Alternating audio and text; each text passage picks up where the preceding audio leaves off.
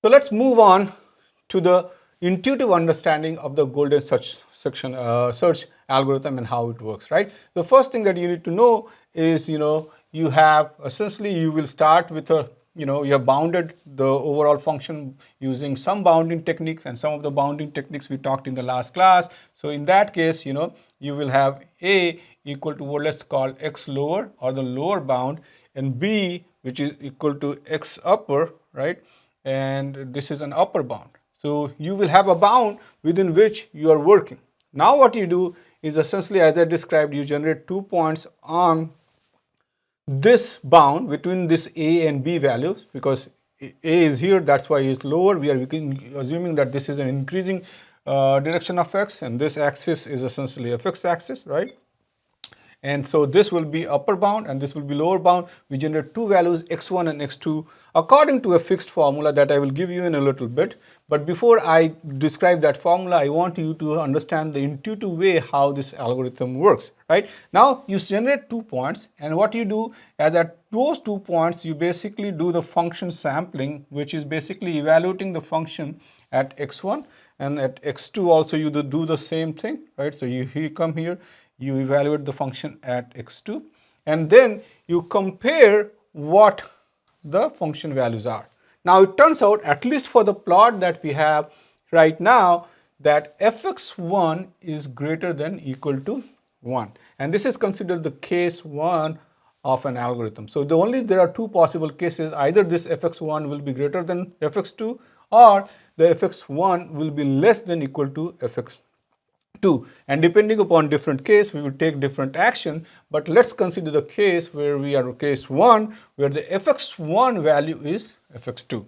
Now if you look into this overall plot, right, what is happening, looking into this function that we have in this diagram, we know that the function values is decreasing in this direction. Okay. So it will be a good and a smart idea that when we have done this function evaluation fx1 and fx2, we need to block out this region from x1 to A, because we know for sure that this region is not where the optimal solution lies. And then we just focus on the region from x1, which is right here, to B, and we further define and constrain and make this interval smaller. Okay, because we know for sure that this is not where the solution lies, this is somewhere the solution lies. And that could be understood by this relationship, because if fx1 is greater than fx2, then the solution has to lie on the right hand side of the fx1, or on the higher value of the x2 x-axis that we have, right? So this is the case 1. So in that case, what is this algorithm does is it essentially, first of all, blocks out this region, okay? And then what it does is, now after blocking, it constrained, and then this interval, the interval that you have from right here to this point, becomes the new interval. Recall, previously the interval, I just want to mark so that you understand, the interval was this, right? This was I, and now this becomes I, or in this iteration, this becomes a new interval. Okay, so what we are doing, we are shrinking the intervals and we are making this interval smaller, and we know that within this interval I dash is where the solution lies, right? So in this iteration, what is typically done is you know that now your solution lies between x1 and B. So what you do, you make your x lower in this iteration I dash, right? You make your x lower is equal to the x1 value, and we know that we are using interchangeably that A is equal to x lower, so this is also equal to A. Okay, then we keep B as is, because B is same, B is not changing at all.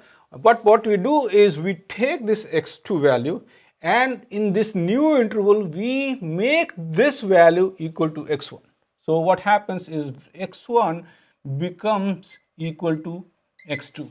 And then we sample a new point in this iteration, which is somewhere right here, right? And we call that new point x2. Okay, and this is a new thing that we generate in this overall iteration. And I will show you the actual equation that is used to generate this x2 in this iteration I dash. Okay, so what I want you to get away from this slide is there are two different cases, right? Depending upon whether fx1 is greater than fx2 or fx1 is less than fx2, depending upon which the golden section algorithm changes. And this is the intuitive understanding of what happens. We first of all, eliminate a portion of it, and based upon this elimination, we take the boundary of this elimination, which is x1, we make that a lower bound, and we constrain the search in this process. We take the internal point, we make that internal point x1 in the new iteration, and we sample to find a new point x2. Okay, and that is what is done in case 1. And how this point x2 is generated, we have an equation for that, and I will give you that equation when I basically have the overall algorithm in the equation form. Okay, so let's move on to the second case, and let's see what happens in the second case and how does the golden section algorithm changes in the case 2, which is a case where your fx2 is greater than fx1. So let me quickly erase this, and let's move on to the case 2, where we will focus on how does the golden section algorithm iteratively works, or constraints or basically reduces the overall interval in case 2 situation. Okay, so let's move on. And this is a diagram that might be pertinent in case 2, right? In this case, if we have x1 and x2 between two intervals, between the interval a and b, you can see that fx2 values, or the function value at x2, is greater than the function value of x1. So we lie in this situation where fx2 is greater than fx1, and this is the case 2 of the golden section algorithm that is out there. So what we will do in this case is, we know that possibly if this is the case, then the solution lies on the left hand side, or on this side of x2, right, and the lower values of x2. So we should be essentially eliminating this block. Okay, and that is what we are going to be focusing on. We will eliminate this block. Okay, and then that will reduce the overall interval from ab to a smaller interval which is focused between a and x2. And in this case, similarly to what happened in case 1, x2 will become b, x1 will become x2, and we need to sample a new point somewhere in this region. So I will explain this once again, but let's follow what is happening now. So what we do is, first we know if this is the case 2 where fx2 is greater than fx1, then we need to block out this region. So what happens if this is the overall interval from here to here, b, right? This was the original interval in before case 1, let's call this I, before this case 1 started. Then we blocked out this region, and in that case our interval essentially becomes smaller, and this interval, smaller interval, is I dash because of blocking this region that we have, right? Now in this iteration other things are done. We make this x2 is made in iteration I dash for case 2, x2 becomes equal to b, or it becomes x upper. Okay, we keep a as is because a is not changing.